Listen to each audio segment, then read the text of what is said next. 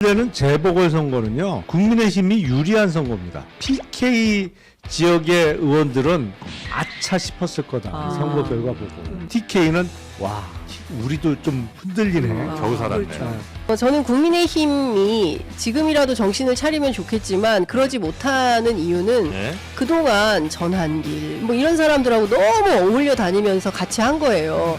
근데 전한길 다닌 데마다 선거 다 졌잖아요. 제가 보기엔 국민의힘은 분당도 안 돼요. 왜냐하면 에너지가 없어요.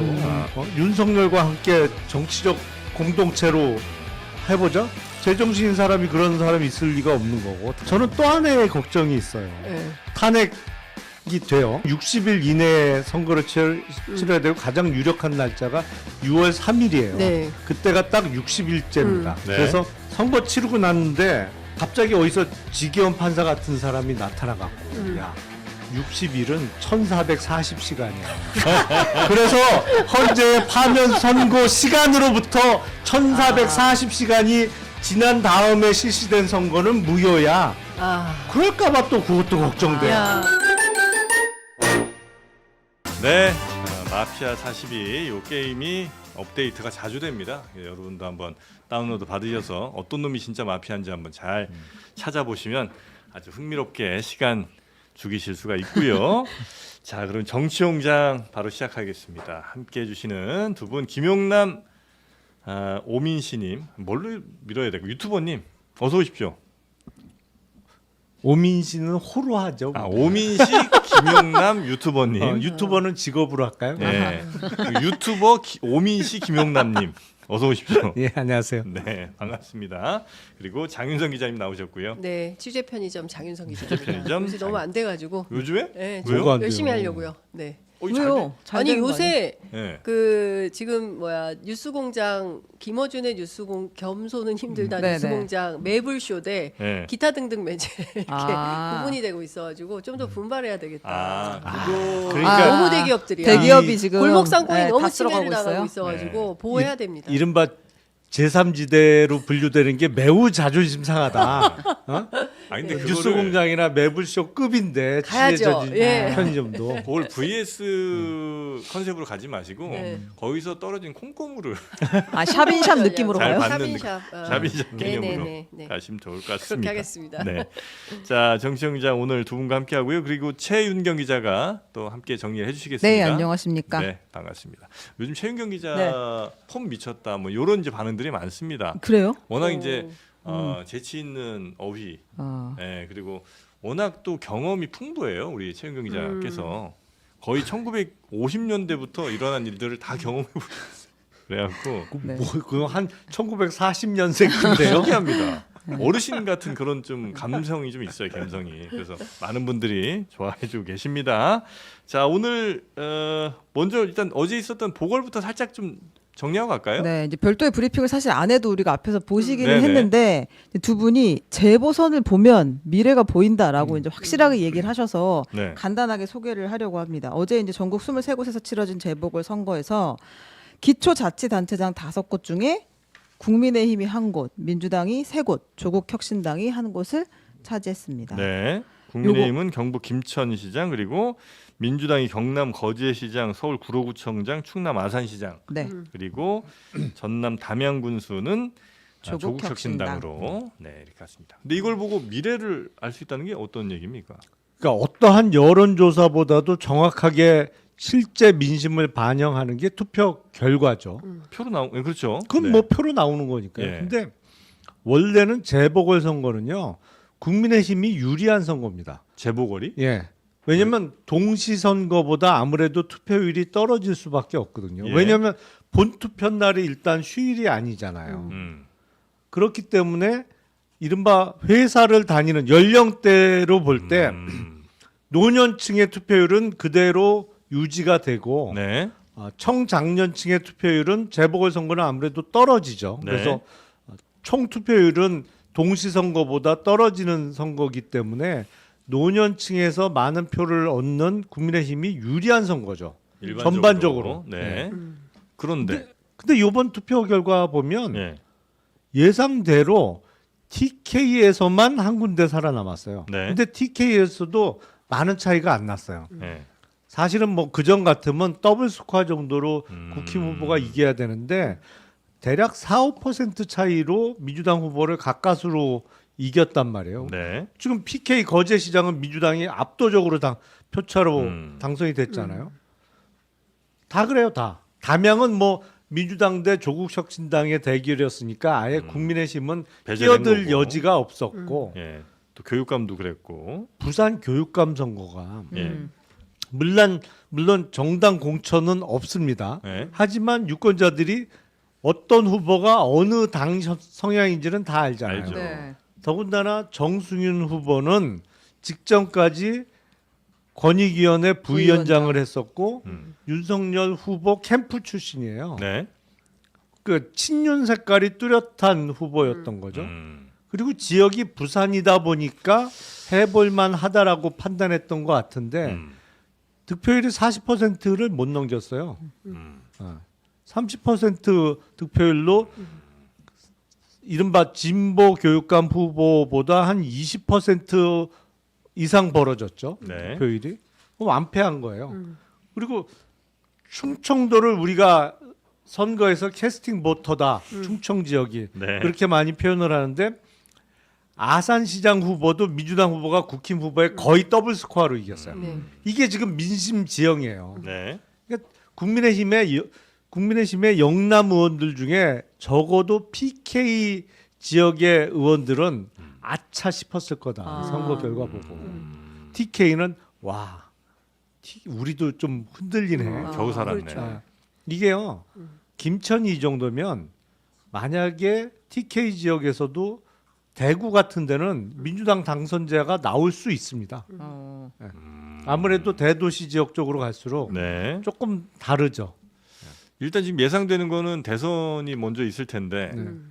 대선은 뭐 막 어쨌든 결국은 뭐 붙을 것이다, 뭐 49대 51로 갈 것이다는 예측이 있었으나 그런 거 안 맞겠군요. 그러면 지금 이 선거 결과를 보면. 그러니까 2017년 대선 분위기겠죠. 근데 물론 그때는 홍준표, 안철수 후보가 표를 나눠 갖는 형국이었습니다만 뭐 그런 삼각구도가 아니고 민주당, 그 국힘, 그 조국혁신당이 후보를 낼지 안 낼지 아직 불확실합니다만 네. 만약에 민주당하고 국힘 1대1 구도라면 득표율에서 51대 49가 아니고 훨씬 그렇게 차이가 쫙 많이 나는. 벌어지는 그런 선거 결과가 나올 수밖에 없겠죠. 네. 네. 우리 장윤선 기자님은 어제 선거 결과 어떻게 분석하십니까? 제가 보기에는 국민의힘한테 주는 마지막 사이렌 경고음이다라는 생각이 좀 들어요. 니네 TK 자민련이야. 정신 똑바로 차려라. 이런 메시지를 국민들이 드리고 있다. 그런데 이 얘기를 못 알아듣고 헤매면 이번 대선은 뭐 너무나 자명한 것이고 내년에 있을 지방선거에서 수도권은 그냥 초토화라고 봐야 되고 사실 아산시가 뭐 중원이고 충남이기 때문에 네. 뭐 이제 사실상 뭐 중도의 바로미터다 이렇게 볼 수도 있지만 전반적으로 여기가 보수 텃밭이에요. 보수가 강한 지역구예요. 그렇기 때문에 네. 그래서 여기에서도 뺏기고 그리고 거제시장도 뺏겼다는 것은 국민의힘 입장에서는 이번 우리 진짜 큰일 났다. 이렇게 계속 내란 속의 윤석열 피청구인의 추는 춤에 맞춰서 같이 춤을 추다가는 네. 진짜 전멸 정말 폭망할 수 있다라는 위기의 징후를 깨달아야 됩니다. 근데 사실 아시는 것처럼 이번에 전체적인 투표율이 26.27%로 네. 굉장히 낮았어요. 그리고 국민적 관심도 거의 없었어요. 어디서 재선을 한다는 거야? 그나마 정승윤 후보 때문에 부산 교육감 뽑는구나. 요거는 유명해졌지만 그밖에 다른 지역에 대해서는 맞아요. 선거가 있는지도 모르고 그냥 지나온 거예요. 그런데도 이런 결과가 나왔다는 것은 국민들은 분명하게 피부로 체감하고 있다라는 겁니다. 이 내란 종식을 빨리 끝내고 네. 정상국가로 가야 된다라는 것이고 특히 저는 보수정당인 국민의힘에게 주는 시그널이 상당히 큰 메시지다라는 생각이 좀 듭니다. 그 조국혁신당과 민주당이 경쟁했던 담양군수 선거도 많은 분들께서 주목을 해서 보고 있긴 한데 네. 저는 여기에서도 역시 민주당에 주는 경고음이다. 그러니까 큰 정당들에 대해서 잘 봐야 된다. 그냥 넋놓고 있다가는 다 이게 패가 흔들릴 수 있다라는 걸 보여주는 것이고 경우에 따라서는 전남 전북 지역 같은 경우에서 완벽한 민주당의 텃밭이라고 생각했는데 꼭 그렇지만은 않다라는 거를 이제 담양 군수 선거에서 보여준 그 것이고. 담양군수 선거에 대한 얘기 주시니까 저도 이제 약간 좀 신기하긴 했는데 그러니까 이게 민주당 너네들 더 조국혁신당처럼 더 강하게 목소리 내라 이 메시지예요? 아니면 민주당 지금 뭐 이재명 대표 단일체로 이렇게 가 있는 거 이거 좀 별론데 이런 느낌이에요. 아, 그거는 이제 그렇게 보면 안 될 것 같고요. 일단 담양 군수 후보의 경우에는 예. 이제 민주당에서 오랫동안 활동을 했던 네네네네. 후보이기도 하고 예. 상당히 이제 조직 선거잖아요. 투표율이 낮으니까. 그래서 실제로 아, 그동안 잘 쌓아왔던 게 그렇죠. 있어서 예, 그런 아, 그 이거 경력 개인 플레이로 봐야 되는 뭐 거군요. 그것도 좀 있다고 저는 생각을 하고요. 또 음. 큰 틀에서 보면 뭐 이재명 일극 체제 이런 거에 대한 심판이나 이렇게 보기는 어려운 것 같고 제가 보기에는 담양 군수 선거만 놓고 본다면 네. 지역 정치 안에서 그동안 민주당이 보여왔던 여러 가지 어떤 행태들에 대해서 새로운 맛도 한번 경험해 보자. 좀 보여달라. 예, 보여달라. 뭐 이런 메시지가 더 큰 거 아닌가라는 생각을 합니다. 네. 자, 하여튼 어제 있었던 그 재보궐 선거 결과는 하여튼 공통적으로 말씀해 주시는 거는 국민의힘이 한참 변하지 않으면 매우 어려워질 게 너무나 자명해졌다. 그렇습니다. 뭐 예. 이 정도로. 예. 그 누구나 예상을 했던 건데 네. 유권자들께서 표로 그렇죠. 보여주신 거죠. 예. 성적표를 맞습니다. 너희 지금 이런 거야. 너희 성적은 이거야라고 예. 보여주신 거죠. 그러니까 그동안 있었던 많은 저 여론조사가 있었잖아요. 그 뭐 정당 지지율이 왜 국힘이 민주당보다 더 높냐 이런 수많은 결과들은 별로 믿을 만한 게 못 됐군요. 그러니까 정당 지지도는 투표 결과하고 별로 상관없어요. 진짜. 그거는 고려 전혀 안 해도 돼요. 그거는 평생 나는 1번을 지지해 왔어. 뭐 난 평생 2번만 찍었어. 이런 게 그냥 반영된 거고. 그게 실제로 투표하고는 연관성이 별로 없다고 보는 게 맞고 항상 그렇잖아요. 수도권 선거 내지는 전국을 단일 선거구로 하는 대선은 항상 자기의 정치적 성향을 중도라고 답변한 유권자들이 어떻게 그렇죠. 입장을 취하고 있느냐 그거 보면 그냥 승패는 나오는 거예요. 그렇죠. 네, 예. 네, 네, 네. 그러니까 저는 이런 겁니다. 그러니까 지난 총선까지 윤석열 정권에 대한 심판 선거였다고 한다면 이번 재보궐 선거는 내란 심판 선거의 일종의 예비고사. 예, 뭐 그런 성격으로 규정을 하는 게 좋겠다. 그럼 네. 이게 이제 대선판으로 가면 훨씬 더 세게. 그러니까 강서구청장 보궐선거에서 예방주사를 맞았던 국민의힘이 정신 못 차리고 헤매다가 총선에서 완벽하게 패배를 하지 않았습니까? 그러니까 이번에도 마찬가지겠죠. 네. 계속 그 뭐 이따가 얘기를 하겠지만 윤석열과 아이들 요런 컨셉으로 간다면 국민의힘의 미래는 없다, 끝났다 이렇게 봐야 된다. 최근에 보면 그 보수 우익 그 유튜버 어르신들께서 네네. 망해야 된다 뭐 이런 얘기도 하시잖아요. 세게 말씀들 하시잖아요. 네네네네. 그러니까 그런 정도의 어떤 그 변화하겠다라는 모습이 없으면 또 심판받는다. 이런 그거는 생각. 근데 약간 표현이 정확하지 않았는데요. 망해야 된다? 이미 망했는데 뭘? 국민의힘.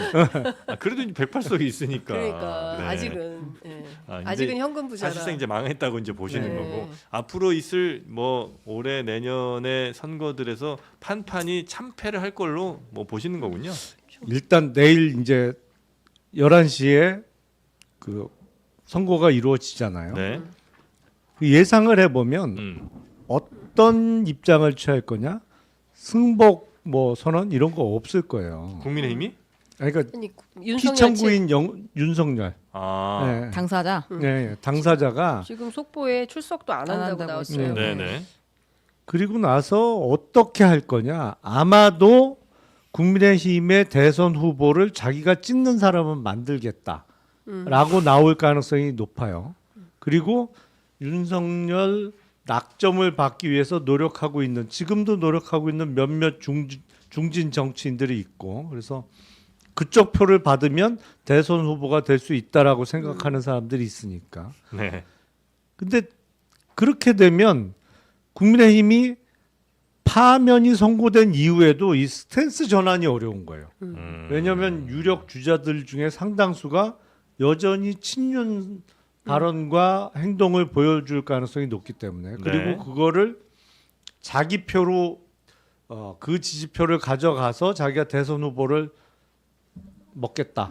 그래서 대선 후보가 된 다음에 대선에서 지더라도 그 다음에 당권을 접수하겠다. 그 탄력으로 뭐 대충 이런 지금 계획들을 짜고 있기 때문에 네. 이게 태세 전환이 쉽지 않을 거예요, 국민의힘이. 근데 아니, 내부에 양가 감정이 있는 것 같아요. 예, 예. 그러니까 이제 얼마 전에 저도 이제 아니 얼마 좀 됐네요. 그 구속 이후에 면회 갔잖아요. 쭉 그래서 구속 이후에 면회 갔던 분을 저기 의원회관 엘리베이터 안에서 만났는데 네.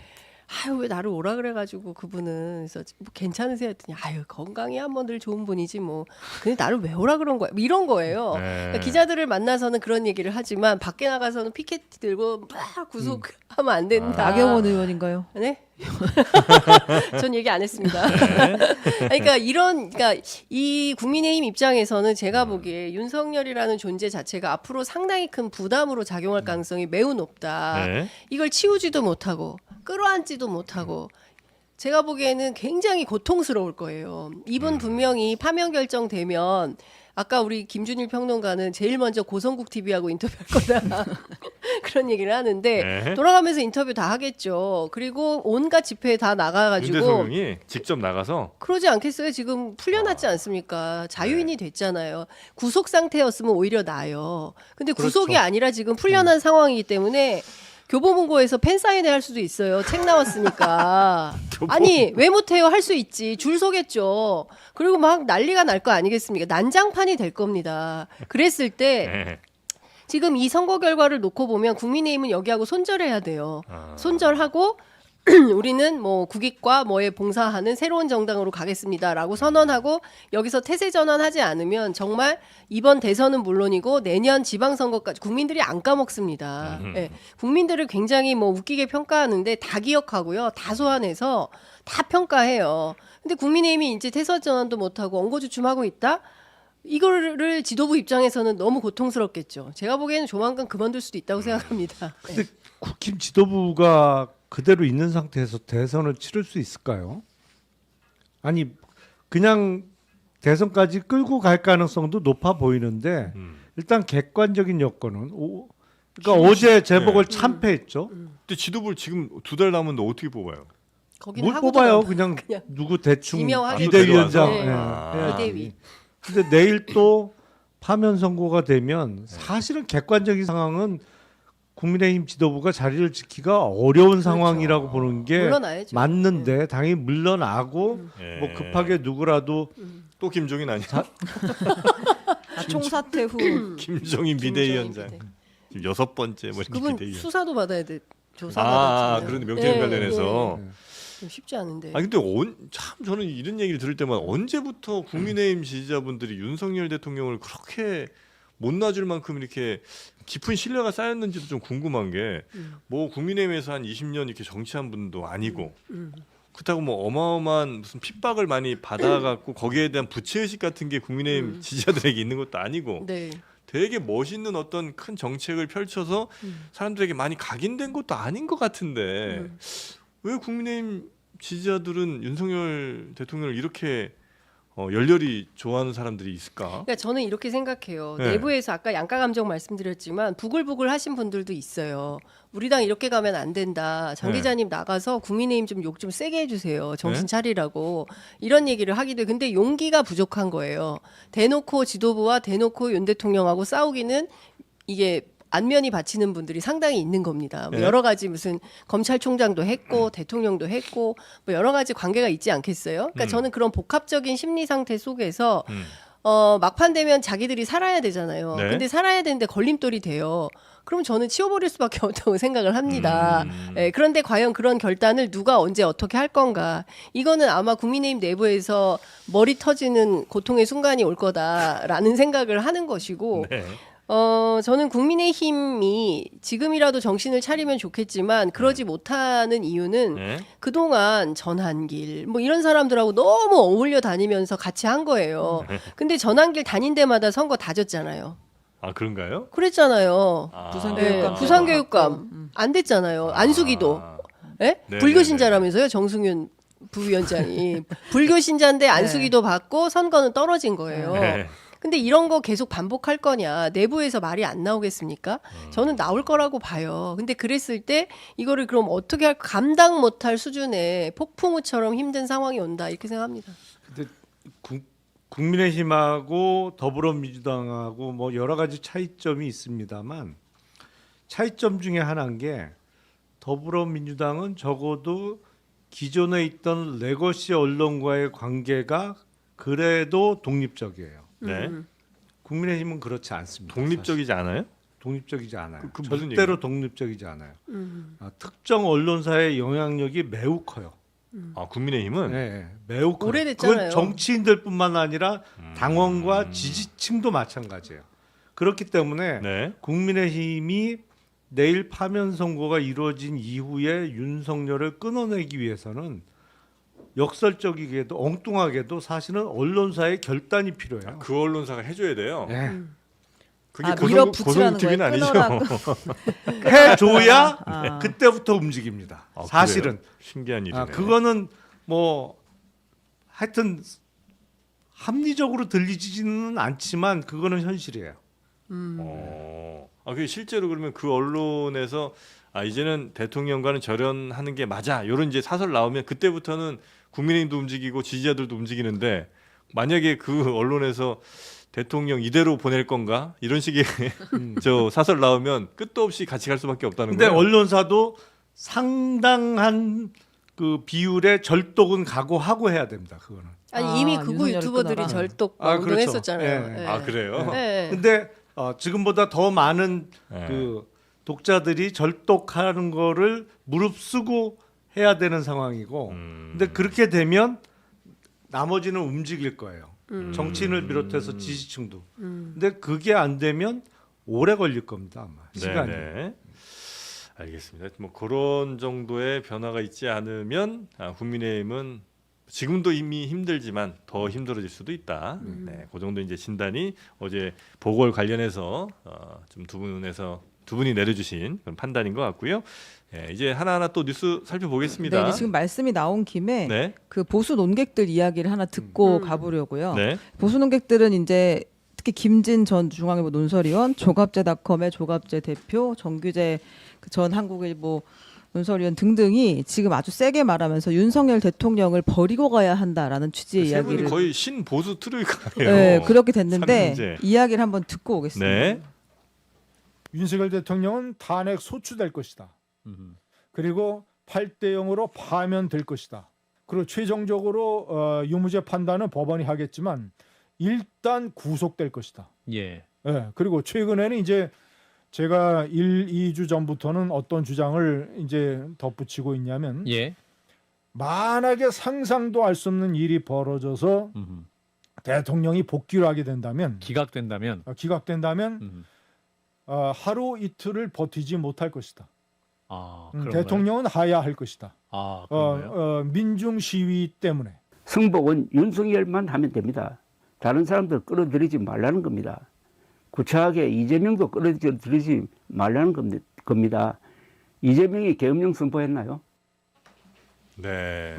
진짜 보수의 그리고 이제 한참 동안은 보수란 이름보다도 더 뭐 극우 내지 뭐 이런 이제 명칭을 많이 받았던 그런 분들인데 지금의 그 극우라고 떠오른 사람들과는 완전히 또 다른 이야기들을 또 해주고 있습니다. 네, 세 분의 공통점이 네. 기자 출신이라는 그렇죠, 거고요. 그렇죠. 네, 그렇지 않습니까? 네. 세 분의 특징이 기자 출신이라는 것이고 과거에 정말 이명박, 박근혜 엄청 추앙해서 사회적 논란을 많이 부추기신 분들입니다.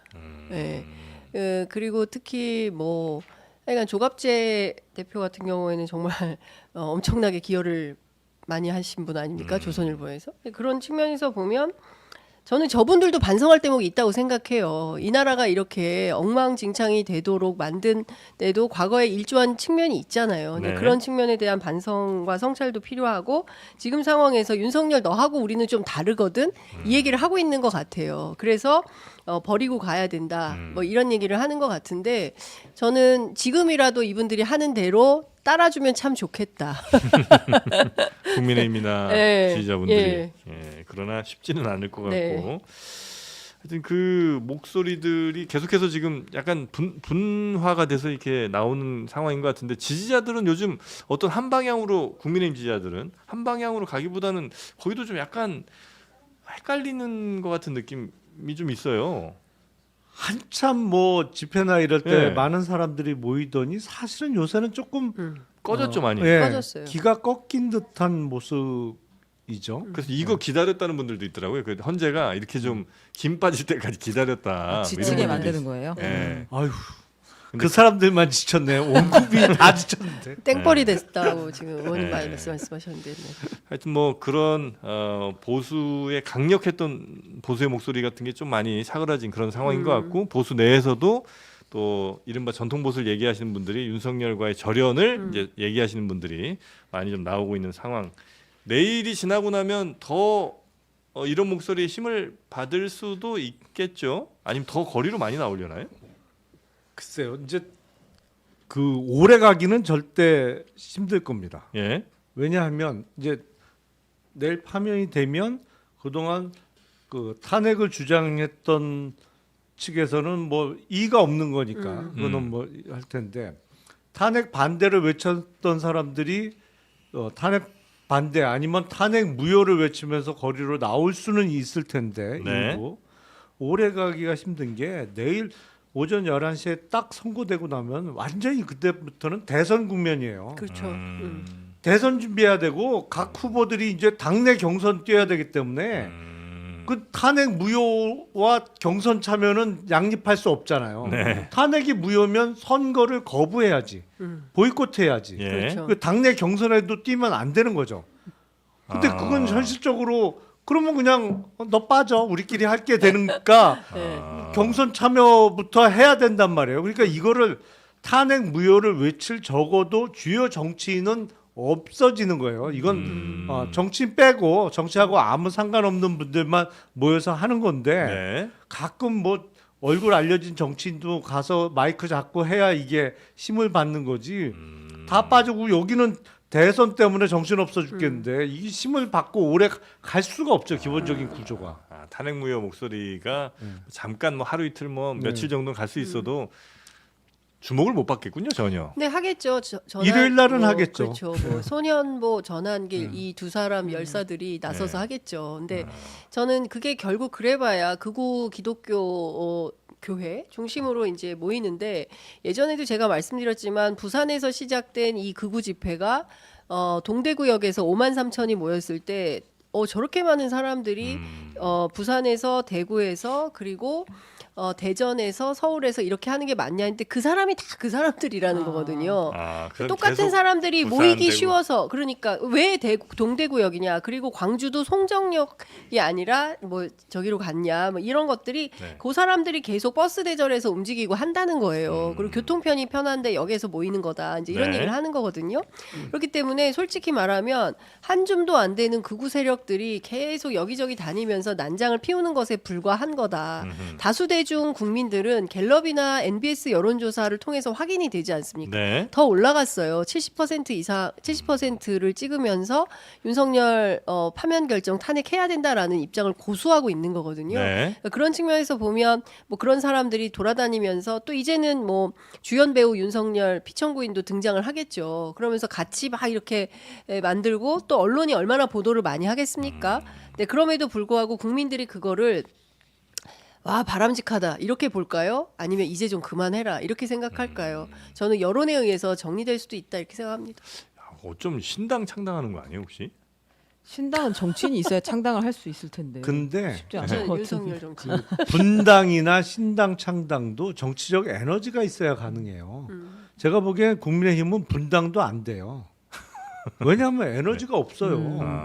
그거는 뭐 정말 결기를 갖고 우리끼리 나가서 아무리 힘들어도 해보자 할 때 분당이 가능한 건데 그럴 사람이 없죠. 결기가 기본적으로 없어요. 그 뭐 윤석열과 함께 정치적 공동체로 해보자. 그 제정신인 사람이 그런 사람이 있을 리가 없는 거고 다만 지금 있는 국민의힘이라는 플랫폼 안에서 어떻게 내가 최대한 정치적 과실을 따먹느냐 이거지 무슨 밖에 나가서 새로 그냥 맨 땅에서 내가 깃발 꽂고 해보겠다 하는 사람 없어요. 예를 들면 지금 한참 막 윤상현, 나경원, 뭐 김기현 이런 의원들이 네. 엄청나게 뭐 탄핵 반대부터 뭐 주장들을 많이 하잖아요. 윤석열 대통령이 이제 파면되고 나서 이거는 인정할 수 없다.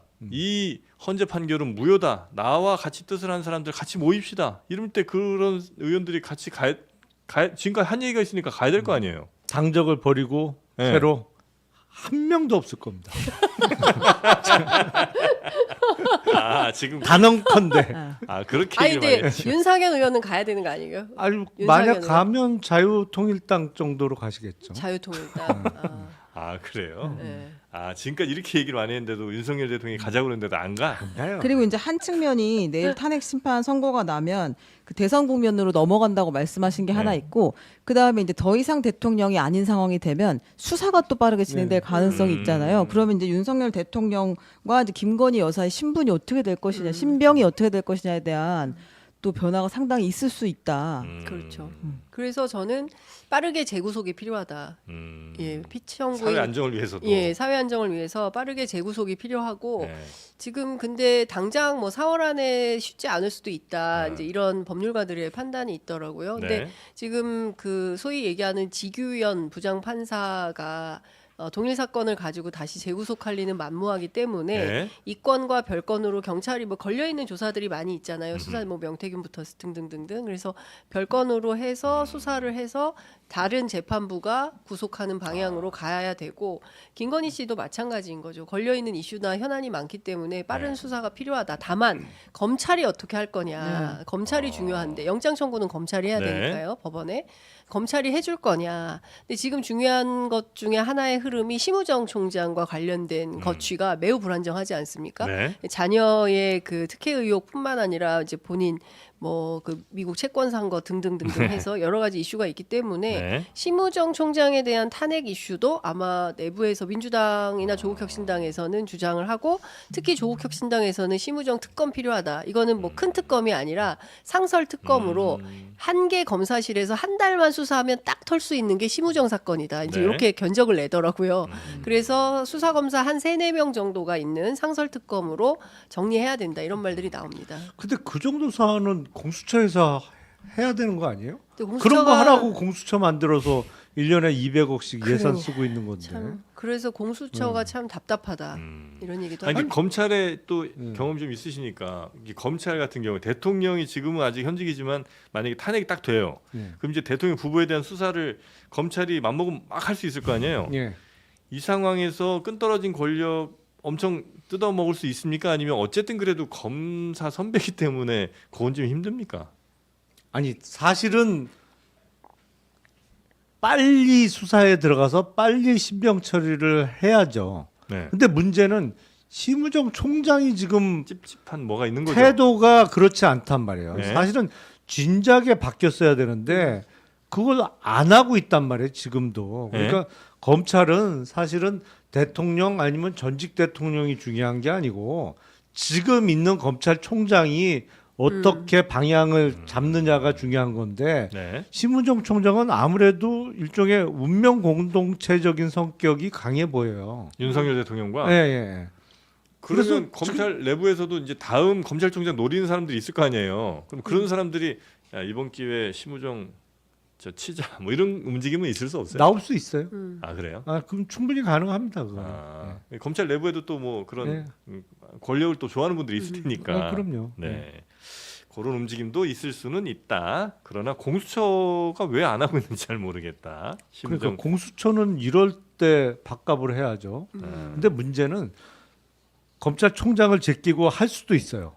근데 그걸 할 수 있는 데는 어디냐? 서울중앙지검이에요. 근데 중앙검사장도 이게 이창수 검사장이 예, 전주에 있다가 올라왔잖아요. 네. 그리고 김건희 명품백 사건 때 네, 다 무혐의 종결 처리해준 장본인 아니겠습니까? 그리고 수사도 다 휴대폰 맡기고 들어가서 받고 온 거고 그렇기 때문에 이창수 지검장이 그런 거 할 리가 없죠. 그러니까 사실은 검찰 출신이라 잘 알아서 그런 가능성이 있는 요소마다 차단을 사람을 다 심어놨구나. 확실히 자기 사람을 잘 심어놓은 거는 맞아요. 네, 그러니까 네. 포석은 잘 돼 있는 거지. 근데 네. 그게 검찰 전체를 보면 대단한 마이너스 효과가 날 수밖에 없는 인사가 지금 되어 있는 상태죠. 네. 자, 하여튼 뭐 수사가 어떻게 될지 검찰이 또 어떤 태도를 보일지는 내일 이후로 또 저희가 잘 살펴보면서 네. 한번 보도록 하고요. 다음 뉴스 한번 네, 좀 아예 볼까요? 다른 뉴스로 한번 가볼까요? 네. 그 최상목 부총리 겸 기획재정부 장관의 탄핵 소추안이 어제 국회 본회의에 보고가 됐습니다. 그래요? 예, 본회의에 보고가 됐다는 거는 어쨌든 24시간 후 72시간 안에 표결을 하겠다라는 취지인 것인데 일단 3일 본회의에서 오늘은 표결하지 않고 내일 4일도 이제 네. 탄핵 선고 후에 이제 본회의를 잡아놨는데 그럼 이때 과연 할 것인가 아니면 폐기를 할 것인가 한다는 것 같아요. 그럼 하게 되면 최상목 탄핵. 네, 탄핵안이 탄핵. 통과가 되면 이게 실익이 있는 것인가요? 최상목 탄핵의 실익은 있죠. 부총리 탄핵을 그렇죠.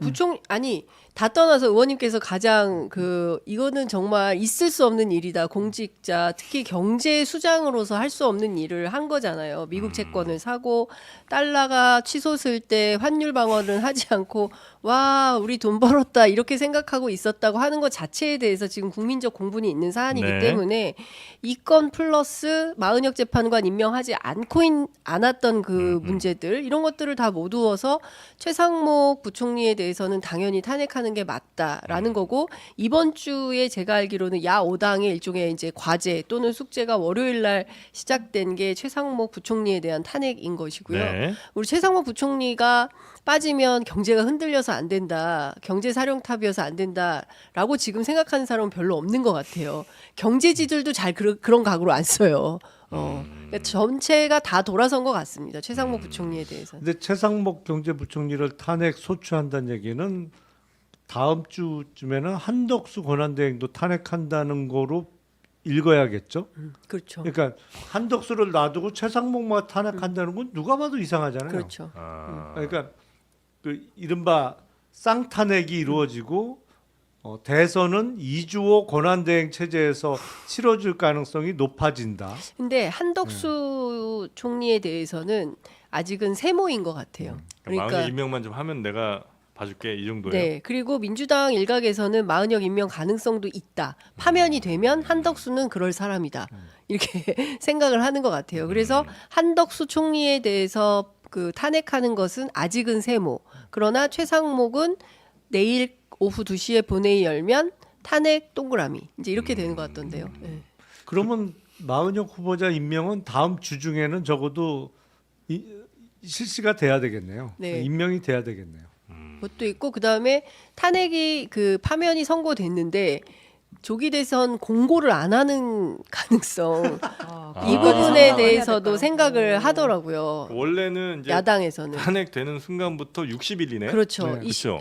예. 해야 되는데 그 언제 선거할 거다라는 거를 공고를 해야 되는데 공고를 해야 되는데 그 공고하는 주체는 예. 한덕수 총리인 그렇죠. 거죠. 권한대행이니까. 한덕수 권한대행이 예. 해야 그래서- 되는데 안 예. 하고 뭉개면. 예. 그럼 어떡할 거냐. 예. 네, 그런데 우리 법에 그 공고를 하지 않더라도 바로 탄핵되는 그 순간부터 60일 안에 대선을 치르도록 규정을 하고 그렇죠. 있기 때문에 공고를 하든가 말든가 공고 여부와 상관없이. 선거 레이스는 시작이 되는 거다. 이제라고 이제 보는데 한덕수 총리가 만약에 공고도 안 해. 네. 마은혁 재판관 임명도 안 해. 그러면 거기도 또 탄핵이다. 이런 생각은 하는 것 같아요. 아니 그러니까 이거는 뭐 사실은 그전 같으면 재밌지도 않는 코미디인데 맞습니다. 탄핵이 됐는데 선거일 공고를 안 해? 그 우리 헌법에 명백하게 60일 이내에 선거를 치르도록 이거는 법도 아니고 헌법에 나와 있는 네. 건데 공고는 할까? 이런 걱정을 해야 되는 상황이 된 거고 맞습니다. 저는 또 하나의 걱정이 있어요. 예. 내 탄핵이 돼요. 예. 그럼 60일 이내에 선거를 치러야 되고 가장 유력한 날짜가 6월 3일이에요. 네. 그때가 딱 60일째입니다. 네. 그래서 휴일하고는 떨어뜨려야 되니까 그래서 보통은 수요일 날 선거 날을 잡는데 보궐은 화요일 날 치른 적도 있거든요. 네. 수요일은 60일이 넘어가니까 안 네. 되고 화요일 날 치르고 그 전주에 하자니 가뜩이나 촉박한 선거 일정을 일주일 가까이 땡겨야 되는 문제가 있어서 6월 3일이 가장 유력한데 네. 선거 치르고 났는데 갑자기 어디서 지기현 판사 같은 사람이 나타나 갖고 야 60일은 1440시간이야. 그래서 헌재의 파면 선고 시간으로부터 1440시간이 지난 다음에 실시된 선거는 무효야. 아. 그럴까봐 또 그것도 걱정돼요. 야. 그러면 이제 논란 없이 하루 더 땡겨서 해야겠네요. 6월 1일. 그러면 어. 월요일이라 안 돼요. 그러면 아, 3일 연휴가 돼서 투표율이 많이 떨어질 거예요. 시간으로 계산하면 또 그렇게 될 수가 있겠군요. 그러니까 그게 맞다는 얘기가 아니고 네. 제가 네. 그렇죠. 시간으로 계산해서 구속 취소를 한 게 얼마나 말도 안 안 되는 되는- 결정인지를 제가 그렇습니다. 설명해 드리는 거예요. 네. 하여튼 민주당은 최상목 경제부총리 탄핵을 아마 추진을 하는 것 같고요. 네, 아까 이걸 왜 여쭤봤냐면 예. 사실은 탄핵의 실익이라는 게 업무를 정지시키는 거, 그러니까 직에서 지금 잠깐 중단하는 것에 지금은 의미가 가장 크잖아요. 실제 탄핵이 파면이 되는 것보다도. 근데 이미 권한대행에서 내려온 상황에서 권한대행 당시의 행위를 기반으로 탄핵 소추를 하게 됐을 때 그게 지금 큰 실익이 있는가 하는 질문을 아까 드렸던 것인데 남은 핵심은 마은혁 재판관 임명하겠느냐 지금 이거잖아요. 그것도 있고 이제 최상목 대행에 대해서는 헌법재판소가 어떻게 판단할 거냐 네. 이제 이 부분이 중요한 쟁점인데 이미 8명 그 전원 일치로 마은혁 재판관 임명하지 않은 것은 위헌이다라는 결정을 내렸고 네. 김복형 재판관의 의견을 듣는다 하더라도 이것은 즉시나 상당한 기간 내도 다 이미 도과하였다. 그렇기 때문에 최상목 대행은 어쩌면 헌법재판소 재판관들이 빨리 탄핵안 갖고 와.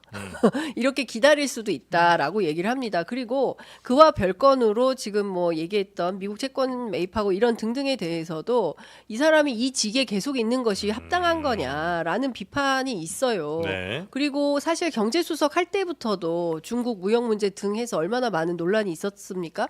그리고 대한민국이 이제 뭐 수출 수입 이런 거 다 떨어지고 하는데 중요한 주체 중에 하나가 최상목이다. 최상목이 경제사령탑으로 있음으로 인해서 대한민국 경제가 더 나빠졌다라는 비판이 있는 것도 사실이기 때문에 실익을 뭐 따지는 것은 중요한가라는 생각이 좀 듭니다. 요 다음 질문을 드리려고 했던 건데 지금 마은혁 후보자 임명을 촉구하는 결의안을 어제 국회 본회의에서 야당 주도로 통과를 시켰는데 이 결의안을 두고 진행된 찬반 토론에서 민주당 강유정 의원 발언 당시에 국민의힘 박충권 의원이 공산주의자다. 마은혁 공산주의자 발언했거든요. 이걸 한번 들어보고 일단 오겠습니다. 국회에서요. 네. 지금 우리 헌법은 헌정과 민주주의를 지키는 최소한의 울타리입니다. 대통령 권한대행이란 자들이 누구는 되고 누구는 안 된다고 마음대로 갖고 놉니다.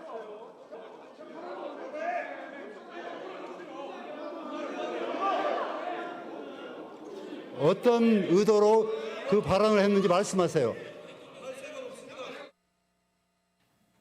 네. 박충권 국민의힘 의원이 마은혁 헌법재판관 후보자에 대해서 마은혁은 공산주의자입니다. 이렇게 이제 얘기를 하면서 그래서 우리 인정할 수 없다 이제 이런 얘기겠죠.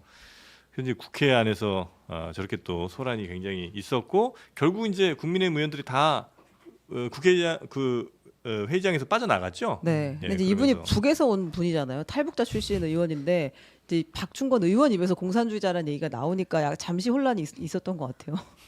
아니 근데 북한도 공산주의 아니지 않아요? 거기도 뭐 제가 그렇다고. 보기에는 공산주의는 공산주의를 전 세계 공산주의가 안 되잖아요. 다. 네. 아니 그리고 이하경 국회 부의장이 무슨 근거로 그런 말씀을 하셨냐 네. 그때 저 같으면 얘기했겠는데. 네. 뭐 이러이러해서 이 사람은 네. 공산주의자요 이렇게 아니, 얘기하면 되는데 마시잖아요. 마르크스하고 같은.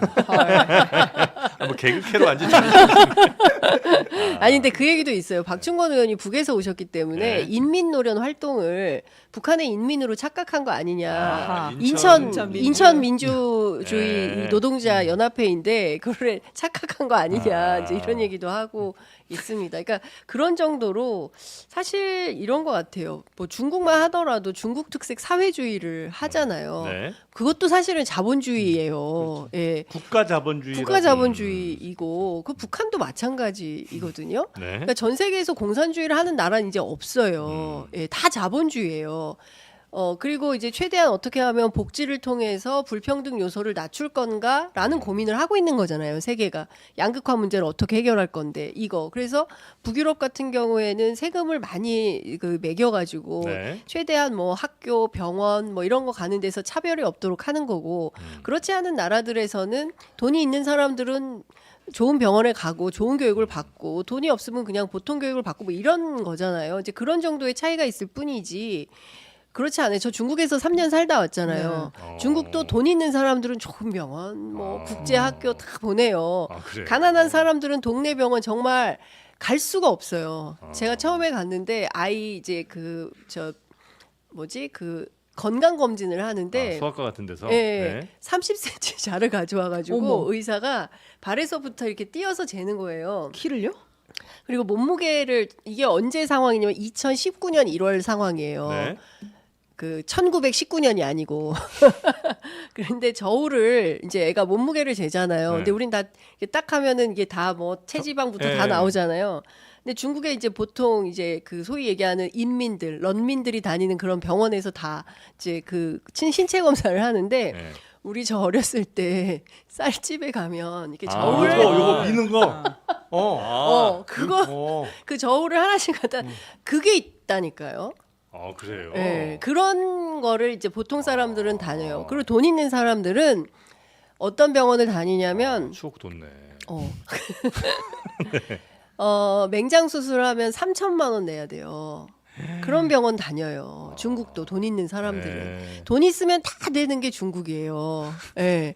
그런데 무슨 공산주의라 북한도 비슷해요. 북한도 부패가 말도 못 하잖아요. 평양이랑 비평양이랑 차이도 많이 나고. 그 우리 사랑의 불시착 봤잖아요. 가장 그 최근 드라마 아유. 거의 다 나오잖아요. 네. 근데 무슨 공산주의입니까? 이거 그만해야 됩니다. 네, 박충건 의원의 해명 한번 전달해드리면 네. 이제 마 후보자가 우리 자유민주주의 대한민국의 정체성인 민주주의 체제 수호해야 하는 헌법재판소의 재판관으로서는 적합하지 않다고 생각해서 말씀드린 것이다라는 취지였고요. 그리고 민주당에서는 이제 박 의원에 대한 징계를 요청하면서 윤리특위 제소하겠다라고 이야기했습니다. 네.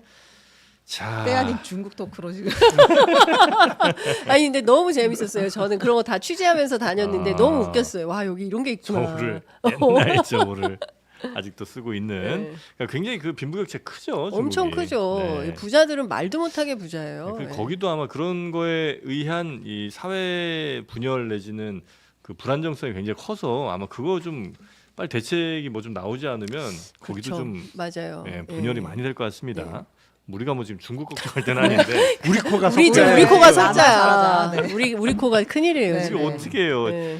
그 평결은 어떻게 지금 뭐 4대4 얘기하고 8대0 얘기하는데 네, 일단은 5대3은 아닌 거죠, 확실히. 제가 얘기하나요? 5대3은 아닌 거 맞죠? 5대3은 아닌 걸로 네. 확인되었다라고 어제 JTBC에서 보도했던데. 예. 네, 저는 JTBC만 믿습니다. 그러니까 8대0 아니면 정말 희박한 가능성으로 4대4 제가 그거 네. 오늘 얘기 뭐 전직 검사한테 얘기를 네. 들었는데 그 5대3 설은 도대체 어떻게 나온 거냐. 네. 그랬더니 재밌는 얘기를 해주던데 SBS 이 기자 그 기사 쓴 기자 있잖아요. 임찬종 기자요. 예. 네. 나 실명 얘기 안 했어요.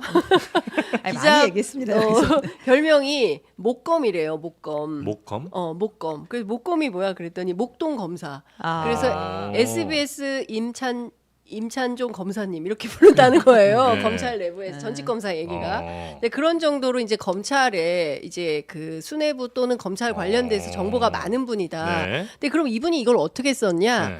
이게 사실상 5대3 기각설은 뭐 어디라고 얘기는 안 하겠지만 어느 정부 기관에서 음.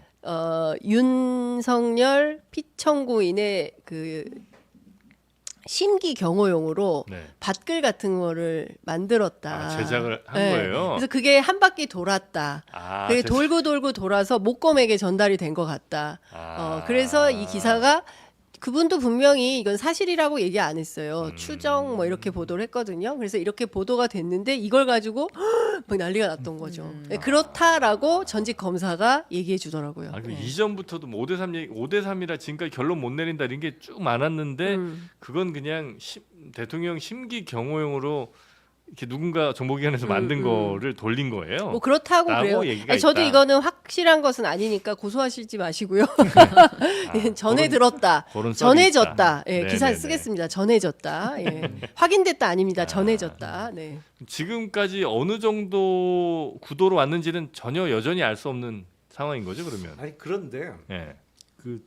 저도 변호사 자격이 있으니까 그래서 특검 후보 왜 그러세요? 아니 특검이 중요한 게 아니고 만약에 저보고 이제 써봐라.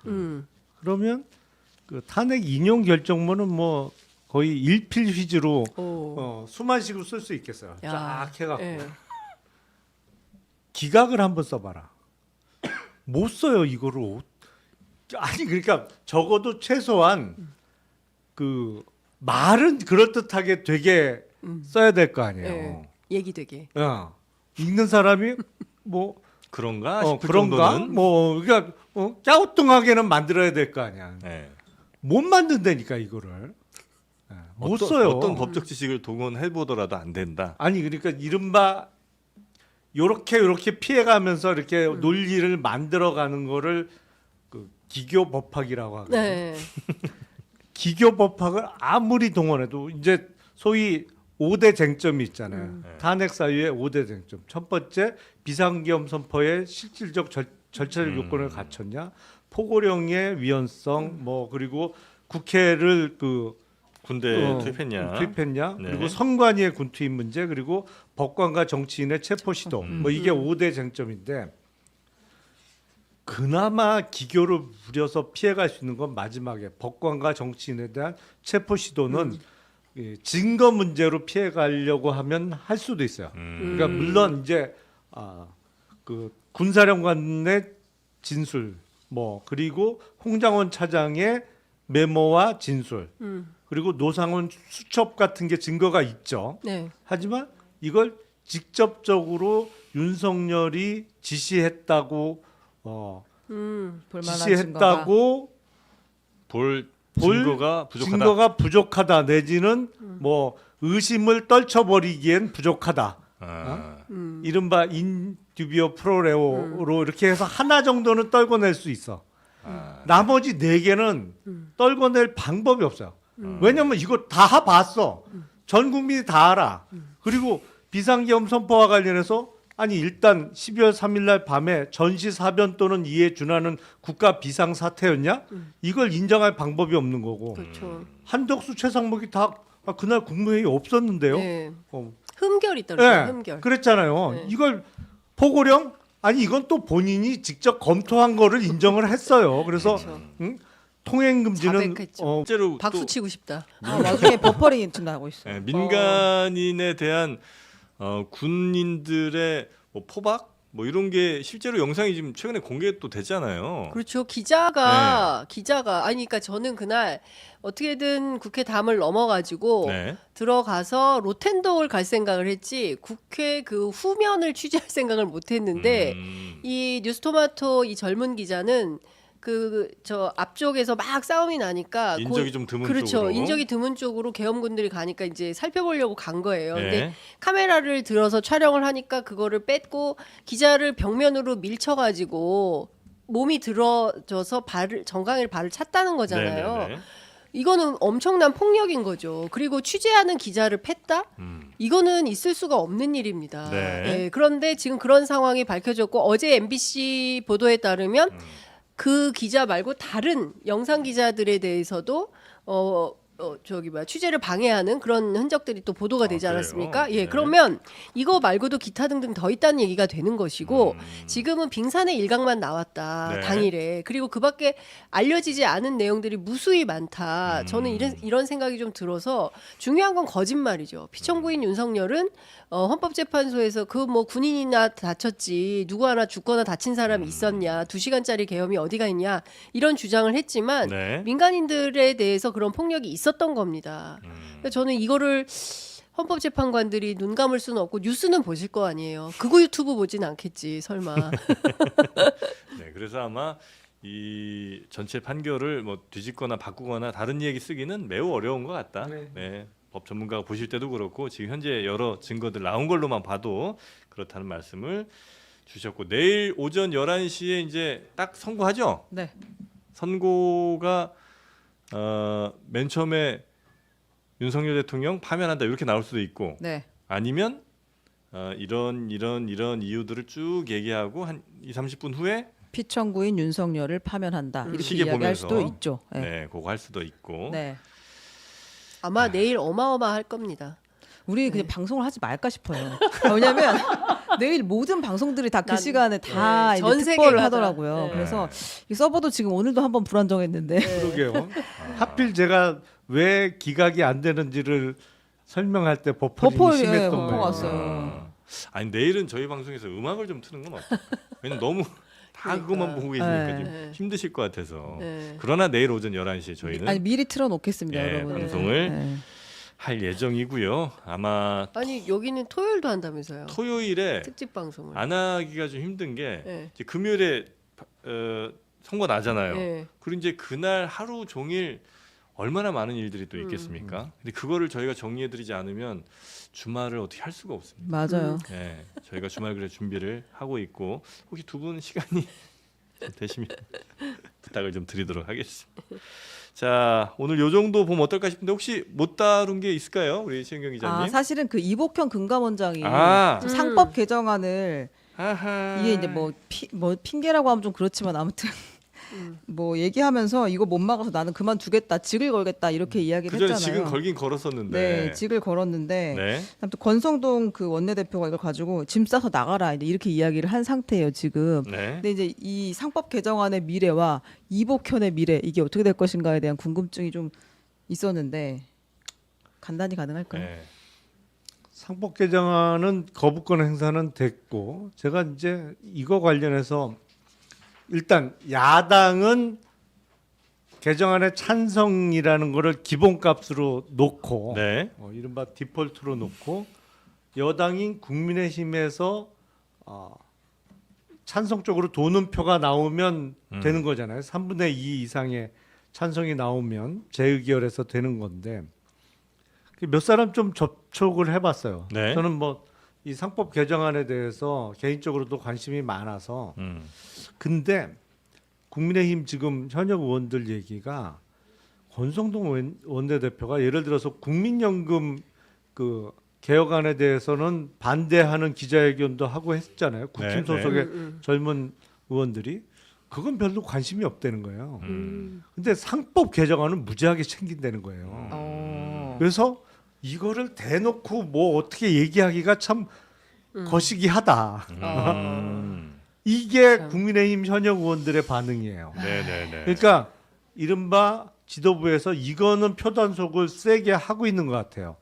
그래서 그래요. 재의결에서 이게 이번 기회에 돼야 되는데 사실은 이걸 지켜보고 있는 그 외국 투자자들이 많거든요. 그렇죠. 이거 한국에서 정말 시행하면 한국에 투자하고 또 폐기되고 안 되면 한국에 투자 안 한다. 한국은 맨날 회장님 그 모양이니까 회장들 놀이터니까 한국 주식시장은 그런 투자자들이 외국 투자자들이 많은데 쉽지 않아 보여요 지금. 우리 투자자들도 사실 뭐 국장에 투자하신 분들도 다 이건 이제 찬성하고 강력히 바라는 건데 그래서 제가 예. 하는 얘기가 권성동 원내대표를 비롯해서 권영세 비대위원장도 다 정치인이고 국민의 표를 받아야 그렇죠. 되는 사람들이잖아요. 정치하는 사람들이 왜 표를 쫓아야지 돈을 쫓아? 난 그게 이해가 안 되는 거예요. 돈은 쫓아져요 이렇게 하면? 되나 봐요. 그것도 좀 이상한데 근데 나는. 큰 후원 세력들이 있거나 이제 이걸 요구하는 사람들이 음. 있을 거니까 아마 그러니까. 네. 그러는 것 같은데. 국민의힘은 보니까 재벌, 언론 이거 좀 정리가 필요하겠네요. 네. 정상화로 가려면. 네. 하여튼 뭐요 상법 개정안은 통과는 됐지만 거부권이 돼서 다시 이제 제의가 될 텐데 요 개정안 말고 그 혜택 개정안은 이게 통과가 됐습니다. 혜택? 예. 인터넷 108만 원? 비교원의 여러분 현금 혜택 개정안이 통과가 돼서 그 전에 108만 원이었잖아요. 네. 128만 원으로 올랐습니다. 아유 와, 축하드립니다. 경축입니다. 네. 네, 그래서 빵빠레 틀어줘야 되는데. 인터넷 교체 시 48만 원, 휴대폰 구매 시 50만 원, 정수기 렌탈 시 30만 원 해서 총 128만 원까지 혜택이 올라갔고요. 타사보다 혹시 지원금이 적은 걸 발견하셨다면 역시 신고를 해주시면 또 그 개정안에 신고 시 150%의 차액 배상 요까지 또 들어가 있거든요. 그래서 여러분이 여기보다 더 혜택 많이 주는 데는 아마 발견하기 어려우실 것 같습니다. 23년 동안 열심히 일한 검증된 업체라는 거 잊지 마시고요. 365일 연중 무료 상담이 가능합니다. 1670에 아니요. 혜택이 20만 원이 늘었네요. 늘었어요. 그러니까? 네. 아직 지금 물가 그 얘기하고 있잖아요. 지금. 아니 그 얘기 지금 계속 드렸는데. 네, 늘었습니다. 그래서 1670-2571 하나로 전화 주시거나 뭐 네이버에서 인터넷 비교원 검색하시면 편하게 상담하실 수 있겠습니다. 자, 그럼 우리 정치총장 두 분은 네, 여기서 보내드리고 역시 또 두 분이 계셔서 많은 분들이 동접자 수를 또 기록을 했습니다. 정말 오실 때마다 너무 감사합니다. 네. 네. 그렇다고 뭐 더 챙겨드리지 못하는 저희의 마음은 양해해 주시기 바라겠습니다. 사실은 그 마음은 X로 표시될 수 있는데. 그렇죠. 네, 그건 정답입니다. 인터넷 네. 비교원처럼 네, 하면 그건 좋겠다. 맞죠. 예. 근데 이제 우리 사정이 그럴 사정은 또 아닙니다. 빈말이란 얘기죠. 뭐 감사하다는 게. 네. 자, 네. 사장님 조금만 살펴주세요. 네. 마음만 조금만. 네, 곱게 가져가시고요. 저희는 내일 오전 11시에 다시 여러분 찾아뵙도록 하겠습니다. 점심 맛있게 드시고 내일 뵙겠습니다. 고맙습니다. 네, 감사합니다. 네, 좋아요 한 번씩 눌러주시고요.